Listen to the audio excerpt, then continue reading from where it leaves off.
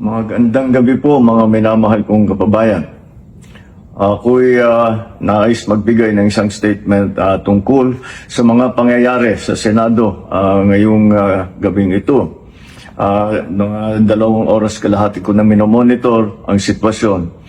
At nung una kong nabalitaan na nagputukan, ay ang una kong tinawagan ay si Sec. John Vic Remulla ng DILG.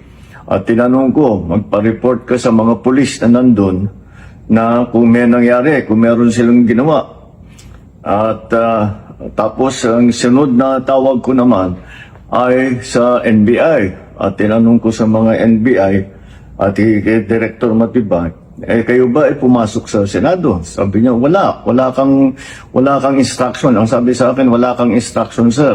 Kaya ba't namin gagawin yun? Kaya't masasabi ko sa ating mga kababayan, yung nakikita po ninyo na naka-uniforme sa loob, sa mga sa news, ang mga naka-uniforme doon, 2 klase. Yung PNP, police, na naka-duty sa Senado. Nandoon sila para bantayan ng Senado, para mag-crowd control, para mag-secure ang Senado.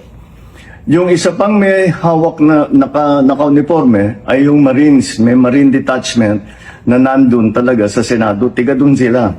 Ang pagtrabaho din nila is secure ang Senado at magbigay ng yung nakikita ninyong honor guard.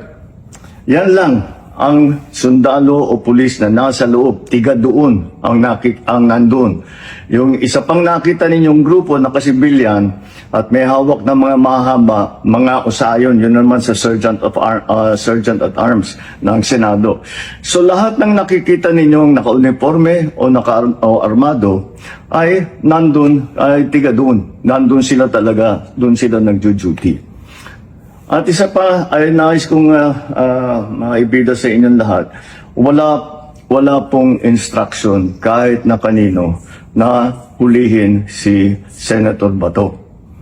At ang nangyari, ang NBI, sinabihan ko nung lumabas yung resolution ng Supreme Court, mga alas 4 yung kaninang hapon, ay sinabi ko, umalis na kayo dyan. Nag-comply naman sila. Kaya nung kausap ko si Director Matibag, sabi niya walang NBI doon, nandito lahat kami sa opisina. At ayun po, ay dahil kong mapaalam na sa lahat ng ating mga kababayan, itong pangyayari na ito, ay tayo maging kalma lang po. Nakausap ko na si Senate President Alan Cayetano at nag-agree kami. We agree that the thing to do now is to tell our people all to calm down. And we will get to the bottom of this. Alamin natin kung sino ang gumawa nitong gulo na ito. Ito ba ay talagang nagka-inkwentro lang? O ito ba ay may kasama sa mga distab? O nagsusimula ng gulo? Kailangan po natin malaman yan. Kaya mag-iimbestiga sabay ang Senado at saka ang PNP tungkol dito. Masasabi ko lang at para hindi po mag-alala ang taong bayan, hindi po gobyerno ang gumawa nito. Walang pumasok na tigalabas na sundalo, na militar, na NBI sa Senado. Hindi po natin alam kung sino yun na sumubok na pumasok at saka dahil doon ay nagkaputukan. Aalamin po natin. At kinukuha po natin, kinukulikta natin ngayon lahat ng ebidensya na nandiyan. Maraming salamat po. Kalma lang po. Asahan ninyo yung gobyerno po ninyo. Hindi gagawin ito. Hindi ba dapat maalarma ka? Merong pumasok sa Senado na naka-uniforme at may mahahabang baril na hindi mo tao?